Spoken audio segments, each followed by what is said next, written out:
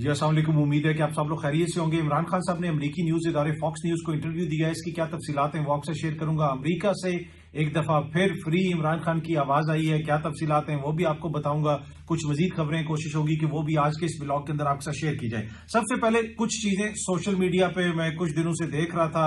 ایک تو وہ جو تجاوزات کے خلاف پنجاب میں آپریشن ہو رہا ہے، وہاں پہ لوگوں کے جہاں پہ تجاوزات ہیں ان کو توڑا جا رہا ہے، لوگوں کی ریڑھیوں کو اٹھایا جا رہا ہے، اور جس طریقے سے وہ آپریشن کیا جا رہا ہے اس کے اوپر لوگ جو ہیں ایک طرح سے اضطراب کا شکار ہیں، برہمی کا اظہار کرتے ہیں، ناراضگی کا اظہار کرتے ہیں۔ اب آپ یہ بھی کہہ سکتے ہیں کہ جناب کیونکہ یہ تجاوزات ہیں، قانون کی خلاف ورزی ہوئی ہے، تو لہٰذا اس لیے لوگوں کے خلاف آپریشن کیا جا رہا ہے۔ اس سے کوئی منع نہیں کرتا، آپ ضرور لوگوں کو منع کریں، کہیں کہ جناب یہاں پہ آپ یہ کام نہیں کر سکتے، آپ کی جو دکان کی حد ہے یا پھر آپ کی جو ریڑھی ہے وہ اس جگہ پہ ہونی چاہیے، اس جگہ پہ نہیں ہونی چاہیے۔ لیکن لوگوں کی املاک کو نقصان پہنچانا، ایک ایسا ملک جہاں پہ لوگ پہلے ہی روٹی کو ترس رہے ہیں اور پھر ایک یہ مائنڈ سیٹ بن گیا ہے۔ ایک اور ویڈیو سوشل میڈیا کے اوپر بہت زیادہ وائرل ہوئی ہے، یہ سیاست.pk بھی اس کو رپورٹ کر رہا ہے اور ہو سکتا ہے آپ کی نظر سے بھی گزری ہو۔ صادق آباد میں اسسٹنٹ کمشنر صاحب جو ہیں جناب، وہ مبینہ طور پہ وہ اسسٹنٹ کمشنر تھے اور ان کے ساتھ عملہ تھا، پولیس تھی، اور وہ جو بھی گاڑی رانگ پارکنگ ہوئی ہوئی ہے، چاہے اس کے اندر ڈرائیور بھی بیٹھا ہے، وہ ان کے ٹائر پھڑوا رہے تھے، سوئیاں مروا رہے تھے، اس میں موٹر سائیکل بھی، اس میں جناب رکشے بھی، اس کے اندر گاڑیاں بھی، جو چیز سامنے آتی تھی اس کو وہ سوا مرواتے تھے اور جناب وہ ٹائر اس کا پنکچر کر دیتے تھے۔ اب یہ کون سے آئین اور قانون کی عملداری ہے؟ کون سا آئین اور قانون آپ کو اجازت دیتا ہے کہ اگر کسی نے رانگ پارکنگ کی ہوئی ہے آپ اس کی گاڑی کو نقصان پہنچائیں؟ یہ ایک عجیب مائنڈ سیٹ جو ہے وہ پاکستان کے اوپر مسلط ہے۔ ایک اور ویڈیو میں دیکھ رہا تھا سوشل میڈیا کے اوپر جو پاکستان کے دارالحکومت اسلام آباد کی ہے، وہاں پہ ایک ایس ایچ او صاحب جناب مسجد سے یا کسی جگہ سے اعلان کر رہے تھے کہ اگر کسی بچے نے پتنگ اڑائی تو اس کے والد یا والدین کے اوپر پرچہ دوں گا اور تمہارا گھر بھی مسمار کروں گا۔ اب یہ مطلب کس طرف ہم جا رہے ہیں کہ جناب گھر بھی مسمار کریں گے؟ کس قانون کے تحت اگر کوئی پتنگ اڑاتا ہے تو اس کا گھر مسمار کیا جائے گا؟ تو یہ ایک مائنڈ سیٹ ہے جس میں آپ کو نظر آتا ہے کہ بس ہر چیز کو بلڈوز کرنا ہے، زبردستی زور سے جناب طاقت سے ہر چیز کو حل کرنا ہے۔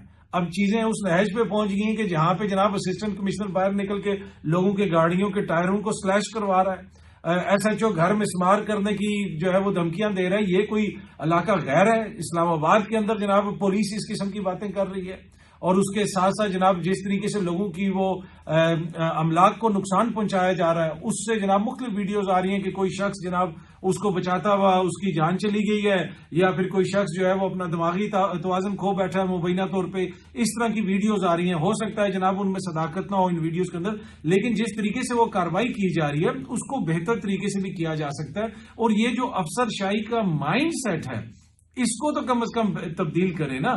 کیسے آپ عوام کے ساتھ ایک بہتر تعلقات کر سکتے ہیں؟ عوام اور جو ریاستی ادارے ہوتے ہیں جب تک ان کے بیچ میں ایک وہ جسے کہتے ہیں ورکنگ ریلیشن شپ ہوتی ہے، جب تک وہ نہ ہو تو کوئی ادارہ اپنا کام اس طریقے سے نہیں کر سکتا۔ آپ لوگوں کے گھروں کو مسمار کروانے کی دھمکیاں دیں گے، آپ لوگوں کے ٹائروں کو جو ہے وہ پنکچر کروائیں گے، بلکہ ٹائر تباہ کر دیں گے۔ وہ جو ویڈیو ہے اگر آپ اس ویڈیو کو دیکھیں، اس میں جتنے بھی ٹائروں کو پنکچر کیا جا رہا ہے وہ سائڈ جو وال ہے ٹائر کی ہوتی ہے وہاں سے سوئے مارے جا رہے ہیں۔ اگر سائڈ وال سے پنکچر ہو جائے تو وہ ٹائر ٹھیک ہی نہیں ہوتا ہے، وہ ڈینجرس ہو جاتا ہے اگر آپ اس کو دوبارہ بھی پنکچر لگوائیں۔ پر اینی وے اس صورتحال کا ہمیں سامنا ہے۔ دوسری جانب اسلام آباد ہائی کورٹ میں جن جج صاحبان کے تبادلے ہوئے تھے وہ اسلام آباد ہائی کورٹ پہنچ گئے ہیں۔ مطلب ادھر ہوتا ہے کہ جی تبادلہ ہونے لگا ہے، 7 عدالتیں بھی تیار ہو جاتی ہیں، 7 جج صاحبان بھی پہنچ گئے۔ جناب ایک جج صاحب کی عدالت کے اندر آج مقدمہ بھی لگا، وہاں پہ سرکاری وکیل بھی پیش ہوئے، انہوں نے ان کو ویلکم بھی کہا۔ دوسری جانب اسلام آباد ہائی کورٹ بار نے ہڑتال کی ہوئی ہے، انہوں نے کہا کہ آج کوئی بھی وکیل پیش نہیں ہوگا۔ ریاست علی آزاد صاحب وہاں پہ ہمیں کافی متحرک نظر آئے، وہ لوگوں کو روکتے بھی رہے، وکلا کو بتاتے رہے کہ آج ہڑتال ہے، کسی جج کے سامنے ہم نے پیش نہیں ہونا، اور دیگر جج صاحبان کے سامنے بھی کیسز کی تعداد بڑی کم رہی کیونکہ ہڑتال کی وجہ سے اس طرح وکلا نہیں آئے۔ لیکن جو حکومت کرنا چاہتی تھی وہ انہوں نے کر دیا، کوئی ان کو اس طرح روک نہیں سکتا۔ سامنے نظر آ رہا ہے کہ حکومت کیا کرنا چاہ رہی ہے اور کوئی اس میں اب لگی لپٹی نہیں ہے، کچھ بھی چھپ کے نہیں کیا جاتا، کھل کے سامنے کیا جاتا ہے۔ اچھا جی، علیمہ خان صاحبہ کی آج عمران خان صاحب سے جیل میں ملاقات ہوئی، اس کے بعد باہر آ کے انہوں نے میڈیا سے بات کی۔ میڈیا سے بات کرتے ہوئے انہوں نے کہا کہ عمران خان صاحب نے کہا ہے کہ اب انصاف کا انقلاب سڑکوں پہ آئے گا۔ پہلے ان لوگوں نے سب سے پہلے آپ لوگوں کا مینڈیٹ چوری کیا، آپ کا ووٹ چوری کیا، اس کے بعد انہوں نے اب سپریم کورٹ پہ قبضہ کر لیا ہے تاکہ آپ کو کہیں سے بھی انصاف نہ مل سکے۔ جتنے بھی فورمز ہیں جہاں سے آپ کو انصاف مل سکتا تھا اس کے اوپر ایک ایک کر کر کے انہوں نے جس طریقے سے قبضہ کیا ہے اب انصاف کی امید ختم ہو گئی ہے، اور اگر اب پاکستان کی عوام کو انصاف چاہیے تو وہ انصاف ان کو سڑکوں پہ ہی ملے گا، اور انصاف کا انقلاب سڑکوں پہ آئے گا۔ کیوں آئے گا؟ کیونکہ سپریم کورٹ پہ یہ قبضہ کر چکے ہیں۔ یہ علیمہ خان صاحبہ نے آج میڈیا سے گفتگو کرتے ہوئے بات کی۔ اچھا جی، عمران خان صاحب نے فاکس نیوز کو، جو امریکی نیوز ادارہ ہے، اس کو انٹرویو دیا ہے۔ یہ سامنے آپ اس کی ہیڈ لائن بھی دیکھ سکتے ہیں، اس میں بہت ساری باتیں لکھی ہیں فاکس نیوز نے۔ کچھ عمران خان صاحب نے ان کے سوالات کے جوابات دیے ہیں۔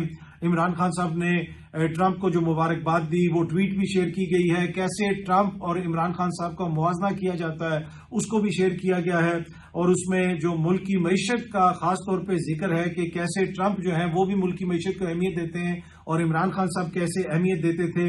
عمران خان صاحب کا انہوں نے جو ایک کوٹ لکھا ہوا ہے یا ایک آنسر لکھا ہوا ہے وہ میں آپ کو پڑھ کے بھی سنا دیتا ہوں۔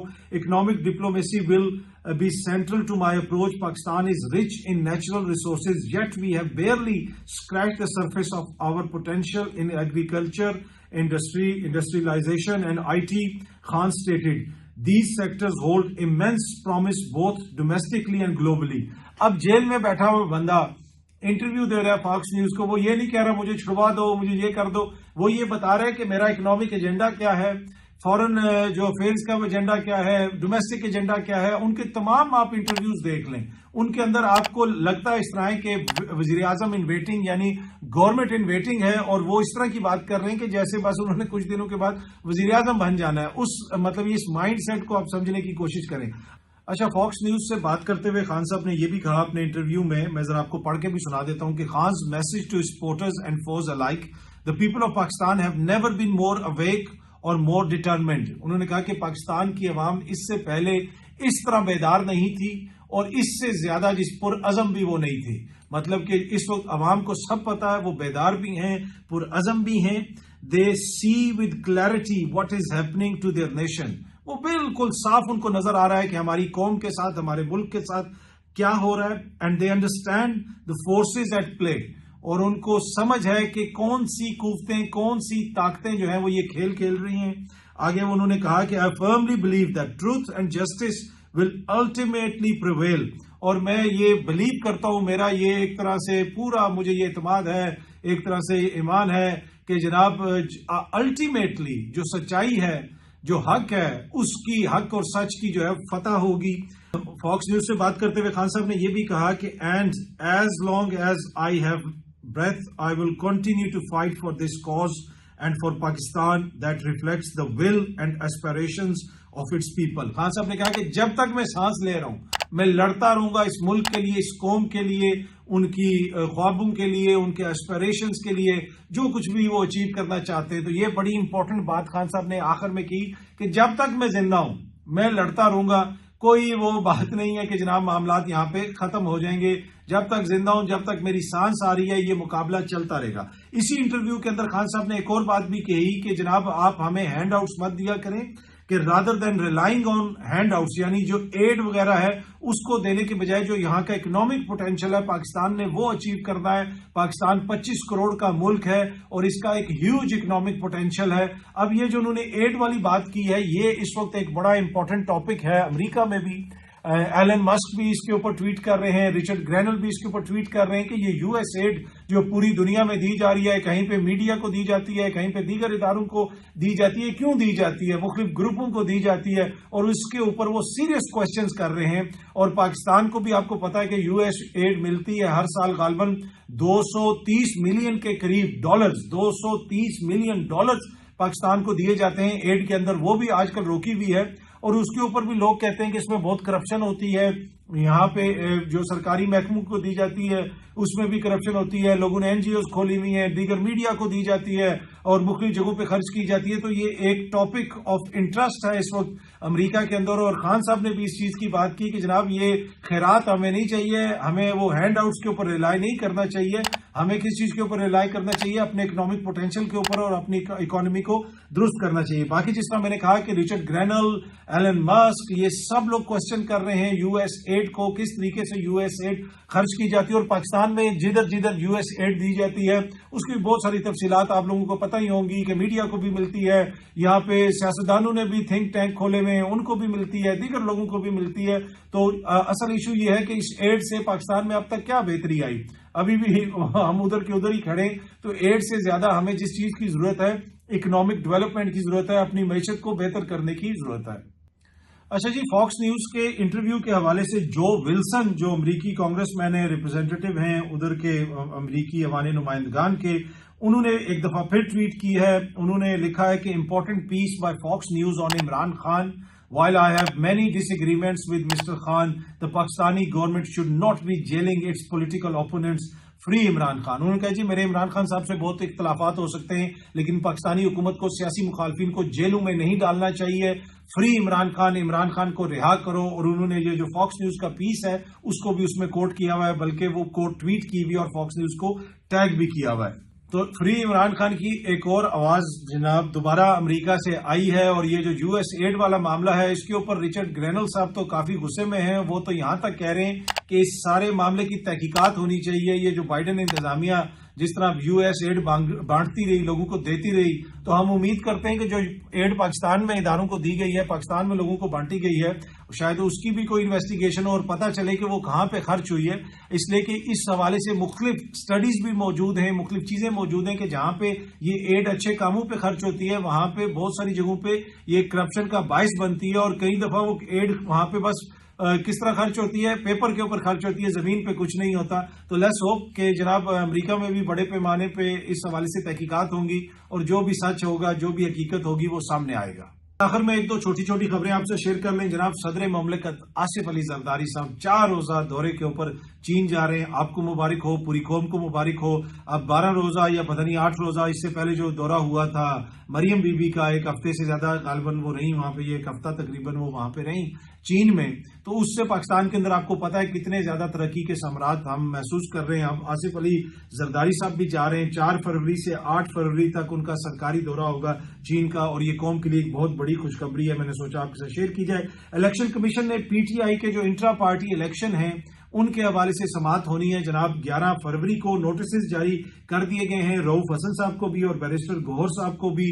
اور الیکشن کمیشن کے اندر ایک اور چیز بھی ہونی ہے. چیف الیکشن کمشنر کے عہدے کی میعاد ختم ہو چکی ہے لیکن حکومت پروسیس کو انیشیٹ نہیں کر رہی اس طریقے سے. پارلیمنٹ کے اندر وہ پروسیس ابھی تک انیشیٹ نہیں ہوا کہ سکندر سلطان راجہ صاحب کو عظیم خدمات کے بعد اب ریٹائرمنٹ ان کو دے دی جائے, ان کو کہا جائے کہ آپ گھر جائیں, اب نئے چیف الیکشن کمشنر کی تعیناتی کی جائے. لیکن ابھی تک وہ معاملہ بھی شروع نہیں ہوا.